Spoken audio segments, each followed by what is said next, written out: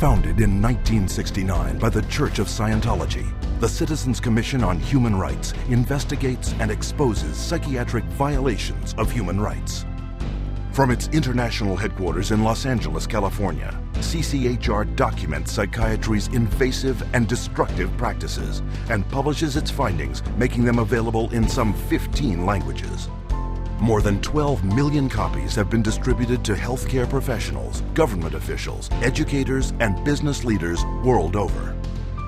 The headquarters is also the site of the world-renowned exhibit, Psychiatry, an Industry of Death. Centered around 14 documentary films, this state-of-the-art exhibition presents the history of psychiatry, from its origins, where the mentally ill were caged like animals, to the present-day mass drugging of society as the cure for invented mental disorders. Traveling versions of the exhibit visit hundreds of cities across 5 continents, opening the way for hundreds of thousands to discover for themselves the dark truth behind psychiatry. What is today a global human rights movement began more than 30 years ago with a fight for the freedom of one individual, Victor Ghiori, forcibly committed to a Pennsylvania psychiatric hospital. He was interviewed by a psychiatrist who said, "I can't understand a word this man is saying. He's incoherent, obviously a paranoid schizophrenic. Commit him," which they did. Now, he wasn't babbling incoherently, he was speaking Hungarian. We filed a lawsuit against the hospital. In the middle of the case, the doctor, who was the head of the hospital, stands up and he says, "We want nothing more to do with Victor Ghiori." The release of Victor Ghiori was the first of thousands of cases throughout the world, helped by CCHR.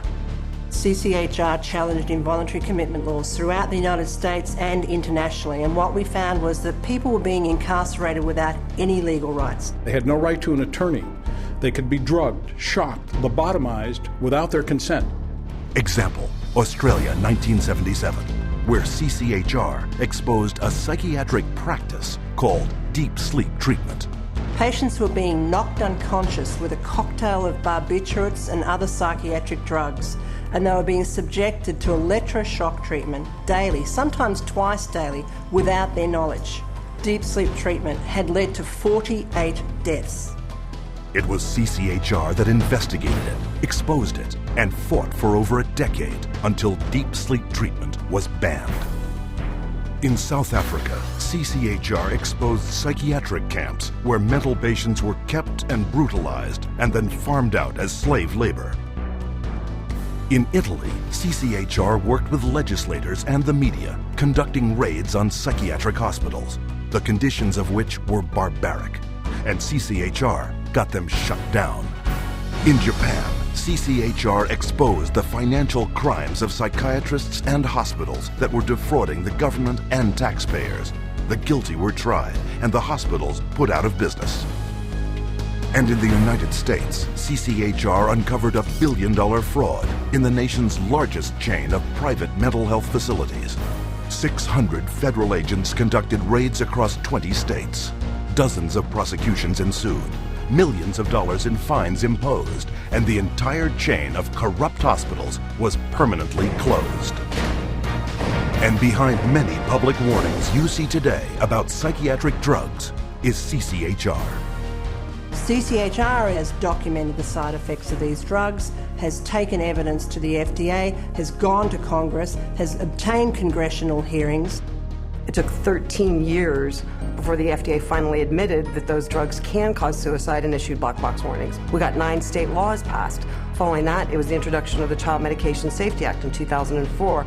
Over a 3-year period, due to the efforts of CCHR and others, there have been more than 60 government warnings exposing the dangers of psychiatric drugs. People do have problems in life. Sometimes they can be very serious. But the last thing you want to do is hurt them, and that's what psychiatric treatment does. There are alternatives. There are treatments and methods that will actually help people without the violence of drugs and electroshock. And they're economical as well. And that is a threat to a vested interest that is making billions of dollars from psychiatric drugs every year. History has shown that virtually every workable treatment, every one that has been available for the seriously mentally disturbed, people who actually need help, has been suppressed or shut down by the vested interests of psychiatry and the pharmaceutical industry. The public's largely been getting their information from the industry that benefits on putting them on psychiatric drugs.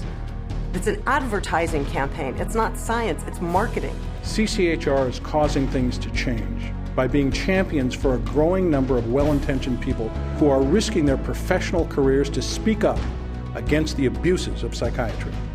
Having that support from a group like this has made a tremendous difference in what I feel personally that I've been able to accomplish. I think of CCHR as fellow soldiers. I'm unaware of any other organization that does the kind of work that CCHR does, particularly on the scope and the level that they do. CCHR has been very effective at moving the ball down the field. One at a time, one state at a time, one legislator at a time. CCHR has had the resources to be able to teach and have legislators become more aware of what the problem with the psychotropic drugs are. CCHR has researched the issue. When you need the facts, you go to CCHR. Today, CCHR has over 250 chapters in dozens of countries around the world. Wherever and whenever psychiatrists abuse human rights, CCHR takes its message to the streets.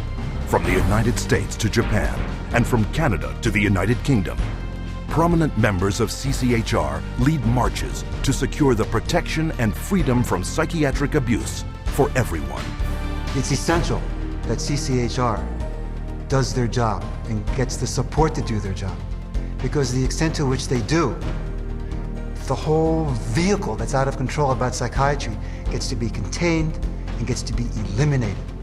It scares me to think if this doesn't happen. I've seen up close what it's like. It scares the daylights out of me.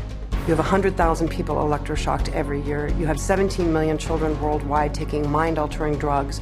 You have people being involuntarily committed every 75 seconds, and it's all under the guise of mental health. The only way that you are going to get humane treatment into the mental health system is to take psychiatry and the vested interests out of the picture. And only then will you see people truly obtaining mental health. You have two choices. Either you pretend you knew nothing about it, or you do something about it. With knowledge comes responsibility. That's why we're here. That's why people are joining forces with CCHR. Thousands from every faith and walk of life have already joined. CCHR investigates and exposes psychiatric violations of human rights, and will continue to do so until psychiatry's abusive and coercive practices cease and human rights and dignity are returned to all. Your help is needed. Join us in the fight.